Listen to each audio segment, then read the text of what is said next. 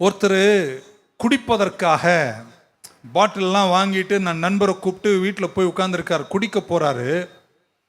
அந்த குடிக்கிறதுக்கு 2 வாரம் முன்னாடி சர்ச்சுக்கெல்லாம் அப்படி இப்படி போயிட்டு வந்திருக்கார். அவர் குடிக்க பாட்டில் எடுத்து வாயில் வைக்கிற நேரம் வந்தபோது அதுக்கும் அமைதி நிலவுது. ஏன் அப்படி? ஓகே, குடிக்க போகிற அந்த நேரம் வந்தபோது கர்த்தர் அவர்கிட்ட பேசினாராம்.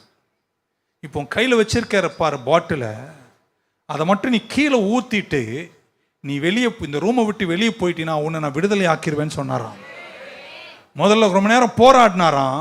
போராடிட்டு பரவாயில்ல என் உரிமையை விட்டு கொடுத்துட்றேன்னு அந்த பாட்டில் இருக்கிற மொத்தத்தையும்,